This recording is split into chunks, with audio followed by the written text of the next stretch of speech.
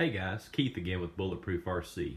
This is my Losi Rock Rey Builder's Kit, and I've made a few changes to it since my last video, so thought I'd catch you guys up. First thing, I guess the most noticeable thing, is the aluminum body panels still have the stock Lexan body with the Punisher theme on it. Still plan on using that body, but saw these on eBay, purchased them. They come in black, gray, or white. I got the black panels and stripped them down to the aluminum and painted them with Rust-Oleum 2X paint and several layers of that. Applied decals, then went back with the Rust-Oleum clear 2X paint, several coats of that to protect the decals and the paint job. And overall, it really made a very durable paint coat on this thing. So pretty happy with it. I believe the vehicle is now very unique. It'll stand out at any competition or U4 event if I ever do go to one of those. But definitely looks different than a stock Rock Rey now, so pretty happy with that. So just a little personalization. The tires are Proline Flat Iron XLs. Here's your part number. They are a little bit smaller than stock tires, which there's not anything on the market that I'm aware of that are as large as the Losi Rock Rey 2.2s. These things are a little bit over 6 inches tall. And the largest tires on the market I could find were 5.7 inches. Excuse me, and they were a RC four-wheel drive tire. But the Proline Flat Iron XLs are about the same size as the Hyraxes. They're big tires. They're 5.5 inches, and yeah, I'm digging them. They got an excellent compound. I used another set of foams I had on hand, just simply because the Proline foams are so large. I never used Proline foams with the 2.2s. I've got quite the collection. I call it my Proline tower. They're just so large. Once you try to get them inside these tires and get a bead lock mounted on the rim, on the ring, tire ring and bead properly and everything, it's just ridiculous. And then once you do, you got so much foam in there pressing against the tire, it makes the thing unusable on the rocks. So I went with something a little softer I had on hand already, a lot smaller as well, and pretty happy with it overall. Since I used the Wraith style wheels, these are Alien Tack bead locks designed for a Wraith, and since they're more narrow, they actually squeeze the tire in, and that actually adds a little bit of more strength and resistance to the sidewalls, and it prevents tire rollover. You have to really press on them to get them to roll over. Now, did the same thing to the stock tires. Those are Wraith width wheels. That's just what I buy these days, because when you do this, you can use softer foams without the rollover. Everybody complained about the Rock Rey had a lot of tire rollover. Well, you narrow those wheels out a little bit, and it puts extra pressure on those sidewalls, and that does help with that. You can use stock foams that way. Just an FYI. Next thing on the list, I did use Proline Powerstroke shocks.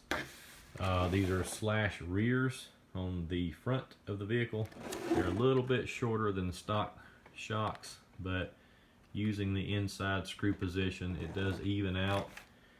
Here's the stock shock, and there's just oil everywhere, leaking.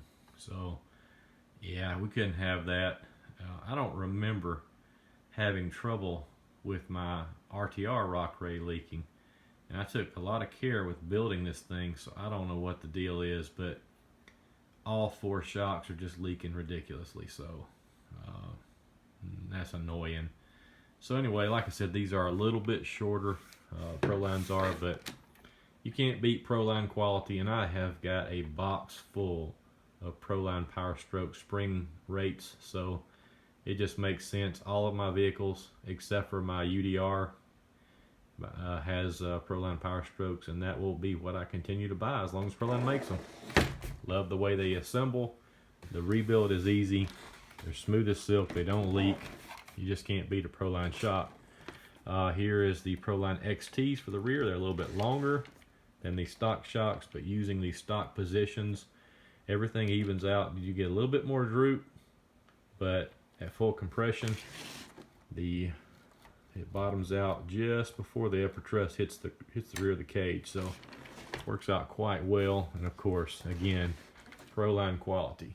Here's your part number for the XTs if you're interested, and the slash rears.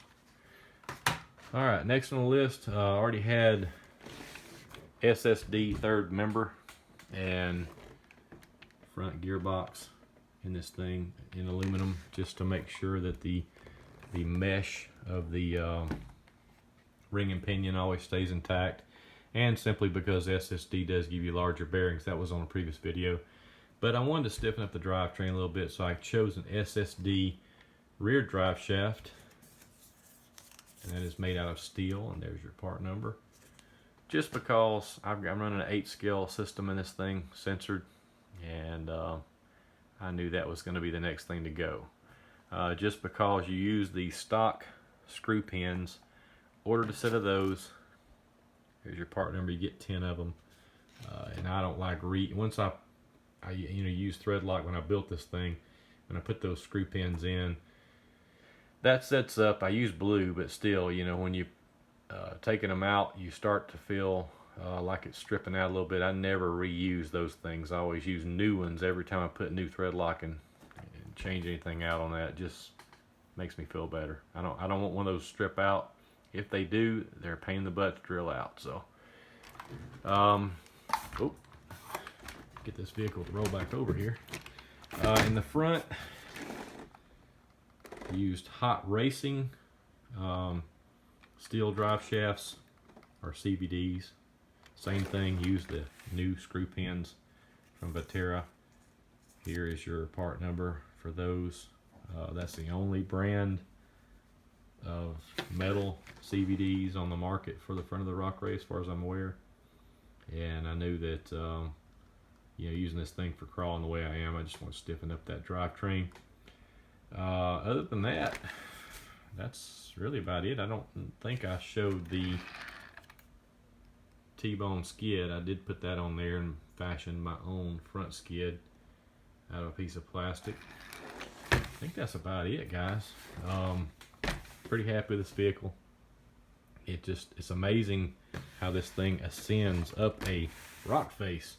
I mean, if you hadn't seen one of my previous videos on running this thing, you need to watch it, because this thing will go up a near straight up vertical incline like a rocket ship. And I do believe it's because of the way this thing's designed. If you notice, mountain bikes that climb hills, they have the long trailing arms on the back to give stability for vertical climbs. This thing almost looks the same. It's got the rear wheels are sitting behind the car. And all the weight's up front and down low. It just makes this thing go straight up a hill. Of course, setting your suspension so that the vehicle rides low as well is important, and I think I've done that here. But yeah, loving this car. It's quickly becoming one of my favorites out there. So anyway, short video. Like and subscribe to Shoe Fits, my friends. Have yourself a great day.